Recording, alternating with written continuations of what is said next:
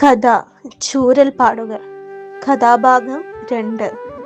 കഥാകൃത്ത് സ്നേഹജാൻ കുഞ്ഞുട്ടി. കഥാവതരണം നിസ്വി നർഗീസ്. നേരെ ചാവക്കാട് ലക്ഷ്യമാക്കി നടന്നു. പഴയ പാലത്തിന്റെ പടികൾ കയറുമ്പോഴും മജീദിന്റെ മനസ്സ് മുഴുവൻ പേടിയായിരുന്നു. സിനിമയ്ക്ക് പോകുന്നത് ആരെങ്കിലും അറിഞ്ഞാൽ, അത് പിന്നെ വീട്ടിലറിഞ്ഞാൽ പിന്നെ ഒന്നും പറയണ്ട. ലാ ഹൗല വലാ. പാലത്തിന് മുകളിലെത്തിയപ്പോൾ മജീദ് പറഞ്ഞു, എന്റെ കയ്യിൽ 5 പൈസ ഇല്ല. നടന്നുകൊണ്ടിരുന്നവർ 3 പേരും പാലത്തിന് മുകളിൽ നിന്നു. പിന്നെ എങ്ങനെ പോകും? ഷാജി ചോദിച്ചു. എന്റെ കയ്യിൽ വീട്ടിലേക്കുള്ള ബസ് കാശ് മാത്രമേ ഉള്ളൂ. അത് നന്നായി. പിന്നെ എന്ത് കണ്ടിട്ടാ ചാടി പുറപ്പെട്ടത്? ഷാജി പരിഹസിച്ചു. അപ്പോൾ ഹസൻ ഇടയിൽ കയറി പറഞ്ഞു, എന്റെ കയ്യിൽ 10 രൂപയുണ്ട്. വല്യമ്മാക്ക് മരുന്ന് വാങ്ങാനുള്ള കാശാണ്. നാളെ തരുമോ? ഹസൻ മജീദിന്റെ മുഖത്തേക്ക് നോക്കി. അപ്പോഴേക്കും ഷാജി പാലത്തിന്റെ പടികൾ ഇറങ്ങി കഴിഞ്ഞിരുന്നു. നീ ഒന്നും പറഞ്ഞില്ല? ഹസൻ മജീദിനെ നോക്കി ചോദിച്ചു. പാലം ഇറങ്ങിക്കൊണ്ട് മജീദ് പറഞ്ഞു, ഞാൻ എന്തായാലും നാളെ തരാം. അവർ അങ്ങനെ പലതും സംസാരിച്ചു. വസന്ത സെന്ററിലെത്തി.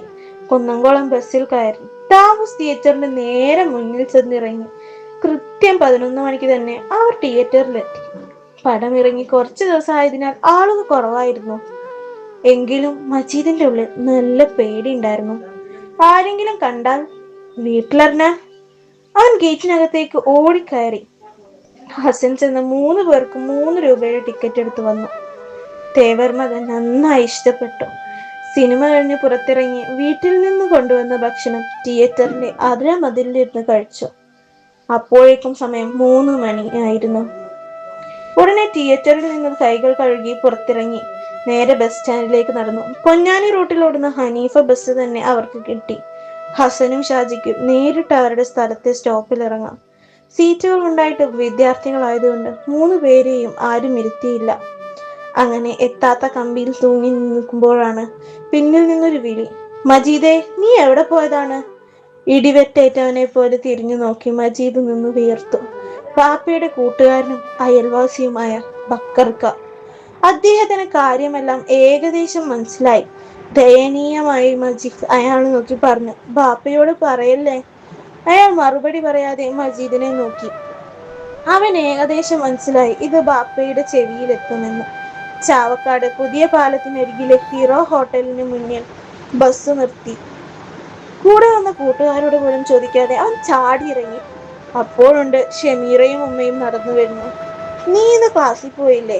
ഷമീറ മജീദിനോട് ചോദിച്ചു. ഇല്ല. നീ എന്തേ പോയില്ല? മജീദ് ചോദിച്ചു. എനിക്ക് പനിയായിരുന്നടാ, ഡോക്ടറെ കാണിച്ചിട്ട് വരികയാണ്, ഷമീറ പറഞ്ഞു. ഒന്നും കേൾക്കാതെ അവൾ ചിരിച്ചുകൊണ്ട് ചോദിച്ചു, ഏത് പടത്തിനാ പോയത്? അവൻ പറഞ്ഞു, തേവർ മകൻ. തൊട്ട് മുന്നിൽ കിടന്നിരുന്ന PKB ബസ്സിൽ ഓടിക്കയറി വീട്ടിലേക്ക് ചെന്നു. ഡ്രസ്സ് മാറ്റാതെ തന്നെ അവൻ അടുക്കളയിലേക്ക് ചെന്നു. ഉമ്മ വന്നോ? ഉമ്മ ചായ എടുക്കാം. യൂണിഫോം മാറ്റിയിട്ട് വാ, ഉമ്മ പറഞ്ഞു. യൂണിഫോം മാറ്റി വരുമ്പോഴേക്കും കട്ടൻ ചായയും അവയിൽ നനച്ചതും ഉമ്മ ടേബിളിൽ കൊണ്ടുവച്ചു. ചായ കുടിച്ചുകൊണ്ടിരിക്കുമ്പോൾ അവന്റെ തലയിൽ തഴുകി ഉമ്മ ചോദിച്ചു, എന്താ മോനെ നിനക്കൊരു വിഷമം? അവൻ 2 കണ്ണുകളും കൂട്ടിയടച്ച് ഒന്നുമില്ലെന്ന് കാണിച്ചു. അവന്റെ പേടി മുഴുവൻ ഉപ്പയായിരുന്നു. മകരിമ്പ് നിസ്കാരം കഴിഞ്ഞ ഉപ്പ വരിക. ആ ബക്കർക്ക് ഉപ്പയോട് കാര്യങ്ങൾ പറഞ്ഞിട്ടുണ്ടെങ്കിൽ റബ്ബേ, ഇന്ന് അടുത്ത അടിയുടെ പൂരമായിരിക്കും. 7 മണിയായപ്പോൾ ഉപ്പ മജീദേ എന്ന് വിളിച്ചു കയറി വന്നു. സ്നേഹം കൂടുമ്പോൾ മജു എന്നും ദേഷ്യത്തിലാണെങ്കിൽ മജീദ് എന്നുമാണ് വിളിക്കാറ്. ആ വിളി കേട്ടപ്പോൾ തന്നെ മനസ്സിലായി ഉപ്പ ദേഷ്യത്തിലാണെന്ന്. അവർ രണ്ടും കൽപ്പിച്ച് അടികൊള്ളാൻ തയ്യാറായി നിന്നു. നീ ഇന്ന് എവിടെ പോയതാ? അത് പിന്നെ അവൻ നിന്ന് പരിങ്ങി. അപ്പോഴേക്കും ഷർട്ട് ഇടാത്ത പുറത്ത് ആദ്യത്തെ അടി വീണു. പിന്നെ വടി ഒടിയുന്നത് വരെ അടി തന്നെയായിരുന്നു. അവന്റെ കരച്ചിൽ കേട്ട് ഉമ്മ ഓടി വന്നു. അവർക്ക് 2 പേർക്കും ഇടയിൽ കയറി നിന്നു. ഇവന് സ്കൂളിലേക്കൊന്നും പറഞ്ഞ് എവിടേക്കാ പോകുന്നതെന്ന് അറിയോ? സിനിമയ്ക്ക്. ഉമ്മ അതിശയത്തോടെ അവനെ നോക്കി. അവന്റെ കരച്ചിൽ കൂടി. പെങ്ങന്മാർ 2 പേരും അവനെ നോക്കി സങ്കടത്തോടെ നിന്നു.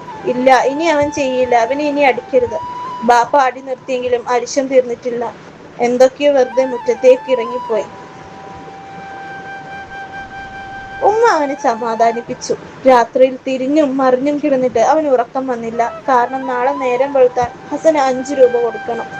അങ്ങോട്ടും ഇങ്ങോട്ടുമുള്ള ബസ് കാശും സിനിമാ ടിക്കറ്റിന്റെ കാശും എന്തു ചെയ്യും എന്ന് പിടിയുമില്ലാതെ അവൻ എപ്പോഴോ കിടന്നുറങ്ങി. തുടരും.